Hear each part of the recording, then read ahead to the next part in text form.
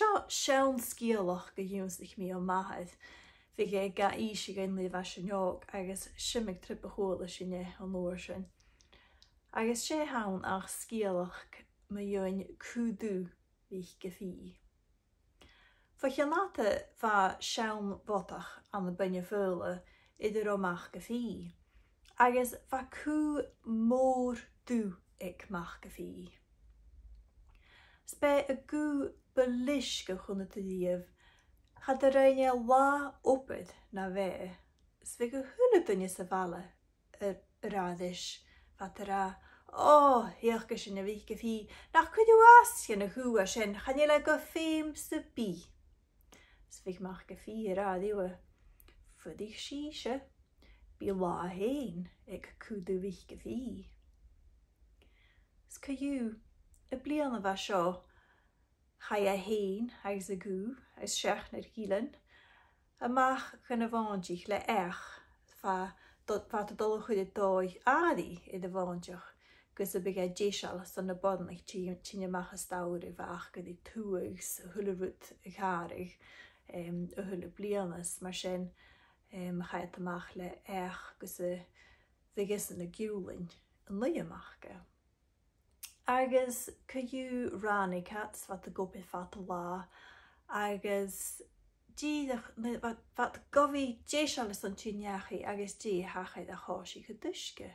Agus géile, agus gú, agus Oidhche díadach mosach héin, agus bit a gaibh fudach am san nádi. Agus caú chaid a stais las a tséine, sa a sé sin, agus char cúsa tachart. Agus thuirs únte na Shieling spach ganéis nach rá seach nar níon an ac an cálad in anách. Stiach is agus dú sin, dé hachaid a chánig grocaigh ag a doras. Agus hánig caiachas dé. Agus as a dúi, hánig seach nar níonan. Hui a chalach sias ag a tjena si ga garigh héin ag a tjena, agus a chion gyda seach chai na Shieling, agus na níonan chaid a steach yn a rúmile agus gúne a doras. Sfa dunne agus a bodnach diachas a dhéice tjena charad a djenu móran, vat a gopid a siaman frúch, ach charad móran bdí njaun agus ystig de seach hel botach an ó far a rá doras.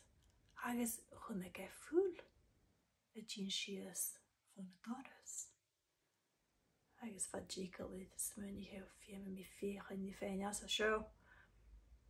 Agus huirste gan a vodnach. Ha mi djoch donneach go cean na tef, fi ket mi cuidish a ddíse go vi colch a maadach. Gléva, ars a chaiach. Ach gavus a greim in diemen na ha seo, gus a bí fisach am govilú ann. Mar sin, chai a héin agus a gú amach, agus cho luas a buring a cheall a siaman di ceanna dé, agus gave as I the nech, agus chai a gú cóladis. Caú gavat as tarsni de bhaintach, sdé húlad a sciaval, agus nátu, agus fuam cianal as a djúi, agus hiúndai mach go fí I de húlú, agus dé chunnike ach mór ceall cha nachge léide díomh, sva fisig is a vat dé va cear, sé banna vútse chavan. Charó e nátere. Smúnig go ma grat agus huirstig an a chú. A chú dúvich go fí, ma de reinú díomh níú nachge.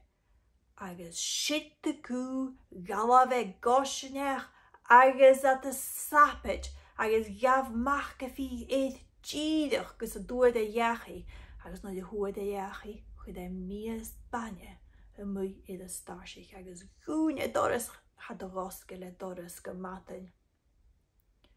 As a vatain na I gosca le doras fa a gú iad a bhaine all ach fa gú a sin. Scharo gúsit I dacalid for rán go irrepel sver rak marav. agus sin mar a hachid go cú Dubh gefí, get nach roiig go mór an féim ag déad go lá, bheith chu dílas go de hafale be a bhaisiid. Nes hat a rá sa láidú. Ma héad amach go rúiamhil sin far a rá a nádaí. Ma héad amach go rúiamhil go bheith tóchta ann i de bhainteach, agus go bhfuil a fír Michael i tóchta uaine. Agus ha imig duine rá a ma héad amach uanan stocha go feich go ceir go sin agus seach í sin in eiche. Nes chanilas agamsa coig a fis a fuide se pein dyn amach dé húnta.